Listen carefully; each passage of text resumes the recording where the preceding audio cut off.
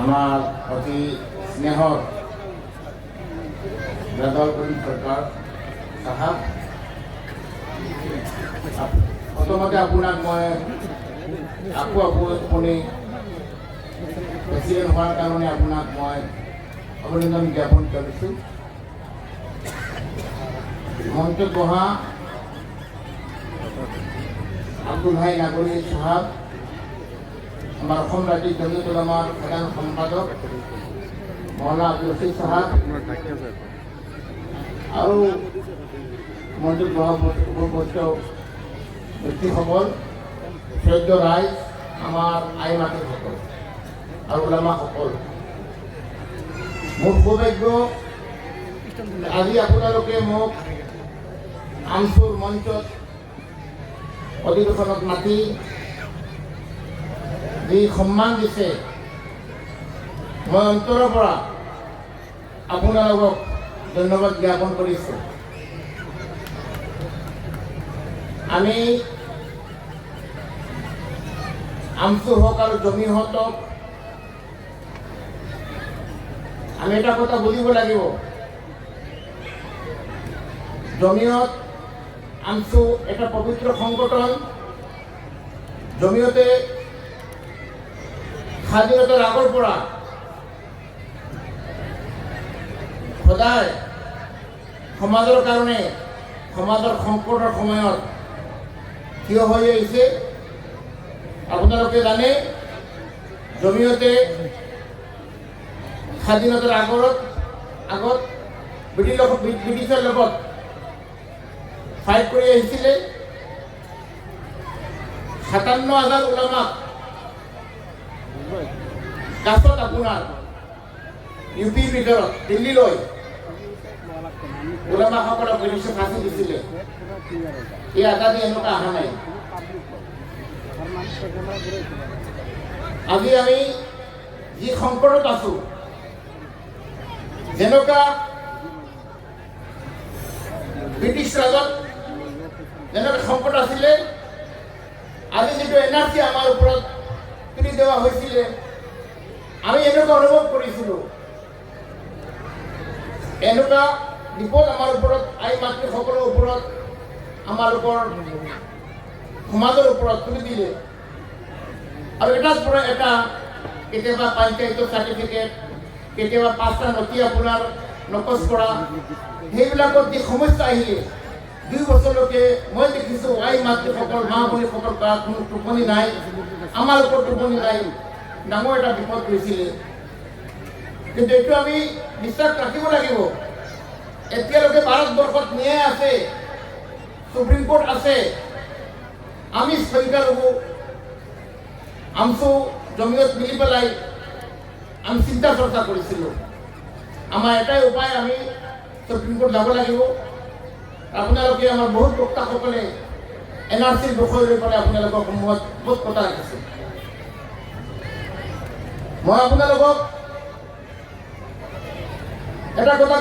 ক'ব বিচাৰিছোঁ, জমিয়ত সদায় অসমৰ, ভাৰতৰ সংখ্যাগুৰুৰ যিকোনো বিপদ আহিব, অসমত আমচু আৰু জমিয়ত একেলগে থিয় হৈ সংখ্যালঘুৰ সমস্যা সমাধান কৰাৰ কাৰণে ইনশাআল্লাহ আমি থিয় থাকিব। আজি হ'ব পাৰে আমি জমিয়তত আছোঁ, আমচুৰ ৰেজাউল কৰিম সাহেব আজি আমচুতে আছে, কালি সময় আৰু কোনো আহিব পাৰে। কিন্তু এইটো মনত ৰাখিব লাগিব আমি, এই যে মই আগতে কৈছিলোঁ আপোনাক, এই যে জমিয়ত আৰু আমচু এইটো ডাঙৰ এটা পবিত্ৰ এইটো সংগঠন, এইটো অৰাজনৈতিক সংগঠন। সমাজৰ স্বাৰ্থৰ কাৰণে যিসকলক আল্লাহ পদ দিয়ে, এই পদত যদি আপুনি ভাল ব্যৱহাৰ কৰে, তেনেহ'লে আল্লাহ তাআলা আপোনাক ইজ্জত দিব। আৰু যদি আপোনাৰ এই পদত যদি কুব্যৱহাৰ কৰিব, তেনেহ'লে আপোনাৰ আল্লাহ তাআলা দলিল কৰিব। সেইকাৰণে আমাৰ সৌভাগ্য যে আমি যি ঠাইত, যি পদত আল্লাহ আমাক বহাইছে, ৰাতি দিন আল্লাহ এই দোৱা কৰি থাকোঁ আমি সমাজৰ কিভাৱে কাম কৰি যাব পাৰিম, সমাজৰ আমি সদায় আমি মানুহৰ লগত স্নেহ আৰু মৰম থাকি মানুহৰ সেৱাত আগবাঢ়িব আমি আপোনাৰ গাঁৱত যদি এজন হিন্দু মানুহ থাকে আপুনি ঘৰত আছে আৰু আপুনি যদি ভালকৈ খায় এজন হিন্দু মানুহে খাব নোৱাৰে আপোনাৰ কৰ্তব্য আপুনি প্ৰকৃত ভূমিত কেতিয়াও হ'ব নোৱাৰিব যদি ঈশ্বৰীমত আছে যে আপুনি ভালকৈ খাই আছে আপোনাৰ ঘৰত প্ৰতিবেশী এজন হিন্দু আৰু ভালকৈ খাব নোৱাৰে আৰু আপুনি তাক খাব দিব দিয়া নাই আপুনি প্ৰকৃত ভূমিত কেতিয়াও হ'ব নোৱাৰে আপুনি প্ৰকৃত ভূমিত হ'লে আপুনি এই আপোনাৰ প্ৰতিবেশী যিকোনো ধৰ্মৰ মানুহ হওক আপুনি তাৰ লগত একে আপোনাৰ নিচিনা আপুনি চিন্তা কৰিব লাগিব আমাৰ মোদী সাহেব সদায় কৈ থাকে আপুনি আপোনাৰ গাঁৱত যিকোনো মানুহ হওক অন্য ধৰ্মাৱলম্বী মানুহ হওক তেওঁৰ ঘৰত যোৱা তেওঁৰ বিপদত তেওঁৰ মুচিবতত তেওঁৰ ঘৰত কোনোবা যদি ফাংচন হয় গৈ পেলাই আপুনি জইন কৰক মিলাপ্ৰীতি ৰাখক বিপদত থাকিলে মানুহৰ বিমাৰ থাকিলে হস্পিটেল লৈ যাওক যিকোনো কামত সুবিধা অসুবিধা বিপদত চব কামত সিহঁতক লগ দিলে আমাৰ অসমৰ ভিতৰত মিলাপ্ৰীতি থাকিব আৰু ঈশ্বৰক আমি কৈছোঁ যিকোনো ৰাজনীতি দল আহি পেলাই যিমান হিংসা ৰাজনীতি কৰিব আমাৰ যদি গাঁৱে গাঁৱে মিলাপ্ৰীতি থাকে কোনে একো কৰিব নোৱাৰিব সেইকাৰণে আমাৰ নবী সাল্লাল্লাহু আলাইহি ওয়াসাল্লামৰ হুকুম নিৰ্দেশ যদি আমি পালন কৰোঁ যিমান ৰাজনীতি আহিব যিমান হিংসা ৰাজনীতি কৰক আমি ভিন্ন ৰাজনীতি কেতিয়াও নকৰোঁ আমাৰ ইছলামে কেতিয়াও হিংসা নিশিকায় আমাৰ ইছলামে সদায় মিলাপ্ৰীতি শিকাইছে ইছলামৰ আদৰ্শ হ'ল আমি মিলাপ্ৰীতি ৰাখিব লাগিব আমাৰ কাৰণে যিটো চিন্তা কৰিম আমাৰ প্ৰতিবেশীৰ কাৰণে সেই চিন্তা কৰিব লাগিব ভাইসকল আজি আমাৰ ওপৰত যিটো বিপদ আহিছে মানুহে জানে আমাৰ কিছুমান ৰাজনীতিবিদ মানুহ আছে আহি পেলাই আপোনাৰ হিন্দু মুছলিম কৰিব আমি আমাৰ বিবেক সদায় আমি বিবেকটো চলাব লাগিব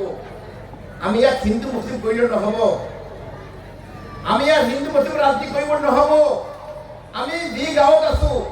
এই গাঁৱত আমাৰ হিন্দু মুছলিম চবক লৈ মিলি চলিব লাগিব আমি ৰাজনীতি কৰি ৰাজনীতিবিদ চলি গুচি যাব কিন্তু পিছত বিপদত আমি আহিম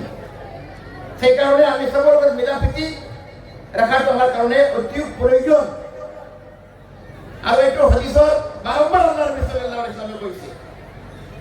আমাৰ হযৰত মাওলানা আৰশাদ বলি সাহেবৰ কথা মই কি কওঁ আপোনালোকক এনআৰচিৰ সময়ত 3 বছৰলৈকে মই এটা দিন খাই দিব যেন মোক रात दिन फोन करे असम में क्या हुआ कब एनआरसी का रेट है जल्दी सुप्रीम कोर्ट में आओ घर में क्यों बैठे हो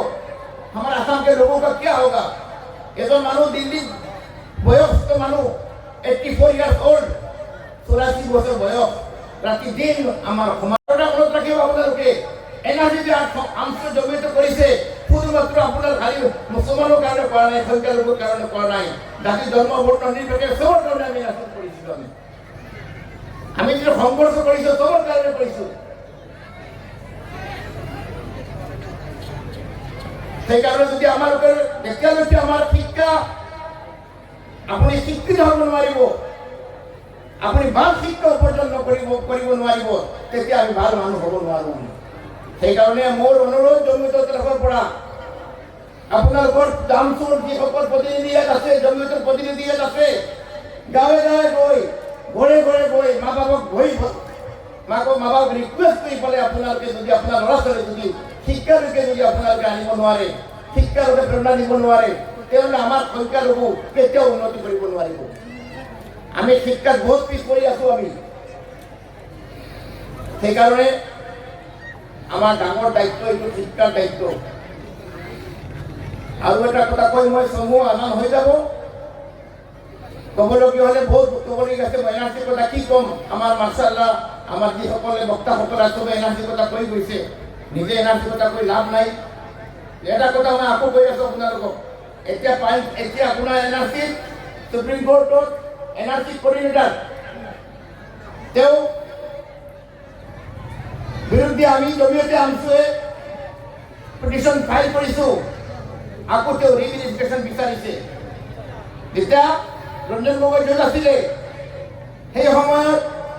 ৰিভেৰিফিকেশ্যন 1/3 হৈ গৈছিলে আকৌ ৰিভেৰিফিকেশ্যন কিয় সুপ্ৰিম ৰিপোৰ্ট আমি তিনিবাৰ হেয়াৰিং হল কপিল সিপালক আমি থিয় কৰিছো কপিল সিপালে কোর্টত কৈছে কথাটো যে এইটো কন্টেম্প্ট অফ কোর্ট আকৌ কিয় রিভেরিফিকেশন লাগে আমি কিবা পিটিশন চেঞ্জ করে আকো দিছো 4 সপ্তাহৰ কাৰণে ভিতৰত আমসৰ এনআৰসি কৰিডৰক আপনাৰ সকল নোটিস দিছে 4 সপ্তাহৰ ভিতৰত আপুনি আমাক আকো কওক আৰু আপুনি ৰিপ্লাই দিয়ক তে আকো আপোনাৰ এই ভেৰিফিকেশন কিয় লাগে আপোনাৰ সমস্যা হোৱা নাই সমস্যা সমাধান হোৱা নাই ঘৰত বহি থাকিলে নহ'ব আপোনালোকে দোয়া কৰিব লাগিব আমাৰ কাৰণে দোয়া কৰক আমসৰ কাৰণে দোয়া কৰক জমিতৰ কাৰণে দোয়া কৰক মনৰ আশ্বাসৰ কাৰণে দোয়া কৰক আপোনালোকে এই সমস্যা সমাধান হোৱা নাই আমি ইনশাআল্লাহ যদি যাম কালি ৰঞ্জন গগৈ কি কৈছিলে পৰহি এটা মিটিংত নিজে তেওঁ কৈছে কলকাতাত কোনো পাৰ্টিয়ে এনআৰসি নিবিচাৰে এনআৰসি সমাধান হৈ গ'লে আপোনাৰ পলিটিক্স কে থাকিব এইটো হ'ল সঁচা কথা সেইকাৰণে আমি এটা শুদ্ধ এনআৰসি বিচাৰোঁ আৰু যিসকল 19 লাখ মানুহৰ নাম থাকি গ'ল যিসকল মানুহৰ নাম নথিপত্ৰ থাকা পিছতো আপোনাৰ এতিয়ালৈকে মানুহৰ নাম অহা নাই আমি চৰকাৰক আহ্বান জনাইছোঁ আমি অনুৰোধ কৰিছোঁ আপোনালোকে অতি সোনকালে এই সংখ্যালঘু যিসকলৰ নাম এনআৰসি শুদ্ধ প্ৰকৃত ভাৰতীয় নাগৰিক যিসকলৰ নাম অহা নাই সেইসকলৰ নাম আপোনাৰ এফটি ৰিপৰ্ট গৈ পেলাই মানুহৰ লগত ইনচাৰ্জ হ'ব লাগে সুপ্ৰিম কোৰ্ট আছে আপোনালোকে চিন্তা নকৰিব আমি আকৌ সুপ্ৰিম কোৰ্টলৈ যাম যিকোনো বিপদ আহিব অসমত সংখ্যালঘুৰ বিপদৰ আমি আমসৰ জমিয়ত একমত কি হয় আমি ইনশাআল্লাহ সুপ্ৰিম কোৰ্টত যাম মই আকৌ মোৰ বক্তব্য সামৰ আগতে এটা কথা কৈ আছোঁ যেনেকুৱা আমি জমিয়তে আমসুৱে এই 5 বছৰ পৰা আমি জড়িত আছোঁ 2012 চনৰ পৰা ইনশাআল্লাহ আমি আশা ৰাখিছোঁ আগন্তুক দিনত আমি আমসৰ জৰিয়তে সমাজৰ যিকোনো কাম হওক জাতি ধৰ্ম বৰ্ণ নিৰ্বিশেষে আমি চবৰ লগত মিলি চবৰ কাৰণে চিন্তা ৰাখি এনআৰসি হওক কিবা যিকোনো এডুকেশ্যনৰ সমস্যা হওক আপোনাৰ যদি গাঁৱত স্কুল লাগে স্কুলৰ সমস্যা আছে আমি জমিয়তে মিলি চান্দা কৰি 1 টকা চান্দা কৰি স্কুলত আমি নিৰ্মাণ কৰিব বিচাৰিম ইনশাআল্লাহ এডুকেশ্যন ল'লে নহ'ব যিকোনো স্কুলৰ সময় যেটো আহিব আপোনালোকে ইনশাআল্লাহ আমি জমিয়তে যি সহায় কৰিব পাৰে গোটেই অসমতে চান্দা কৰি আমাৰ তৰফৰ যিটো দিব লাগে আমি দিম আমসৰ লগত মিলি পেলাই আমি স্কুলৰ নিৰ্মাণ কৰিম আমাৰ শিক্ষা নহ'লে একো নহ'ব আমি আকৌ মই কৈ আছোঁ লগতে যদি আপোনাৰ ধাৰ্মিক শিক্ষা নাথাকে আপোনাৰ বেচিক নলেজ যিটো আছে ইছলামিক নলেজ এই নলেজ থাকিলে আপোনাৰ চব বৰবাদ হৈ যাব আমি সৰ্বপ্ৰথমে আমি মুছলমান আমি ইছলাম আমি মুছলমানৰ মৰ্মটো কি আল্লাহ নবী সাল্লাল্লাহু আলাইহি ওয়াসাল্লামে আল্লাহ আমাক এনেকৈ পঠোৱা নাই ওমা খালাকতুল জিন্না ওয়াল ইনসা ইল্লা লিয়াবুদুন আমি আল্লাহৰ ইবাদত কৰিব লাগিব আমি নামাজ পঢ়িব লাগিব নমাজ রোজা না থাকিলে দিন না থাকিলে ভাল মানুষ না থাকিলে নমাজ তাতে ভাল মানুষ হব নোৱাৰো ভাল মানুষ হব কাৰণে আমি দিনৰ শিক্ষা ল'ব লাগিব এই আপোনালোকে নিজৰ বুনিয়াদী দিনৰ শিক্ষা উপাৰ্জন কৰিব লাগিব আপোনালোকে আমাৰ জমিয়তৰ দিন তালিম বোৰ্ডৰ শাখা আছে গোটেই অসমৰ ভিতৰত আছে আমাৰ আৰু আমি প্ৰশিক্ষণ দি থাকোঁ আমি আপোনালোকে ল'ৰা ছোৱালীক এই ইমামসকলক আমি প্ৰশিক্ষণ দি পেলাই ল'ৰা ছোৱালীক কেনেকুৱা ভালকৈ শিক্ষা দিব পাৰে সেইটোৰ ওপৰত আমি কাম কৰি আছোঁ আমি যে কাৰণে আমসৰ সহায় লাগিব জমিয়তৰ সহায় লাগিব আপোনালোকৰ সহায় লাগিব আৰু ইনশাআল্লাহ আপোনালোকৰ কাৰণে আপোনালোকে মোৰ কাৰণে দোয়া কৰিব মোৰ যে যিমান দিন দেই আছে ইনশাআল্লাহ তাআলা জমিয়তে আমসে মিলি পেলাই সংখ্যালঘুৰ যি সমস্যা আছে ইনশাআল্লাহ আমি এইবোৰ সমাধান কৰাৰ চেষ্টা কৰিম ওয়া আখিৰ দাওয়ানা আলহামদুলিল্লাহ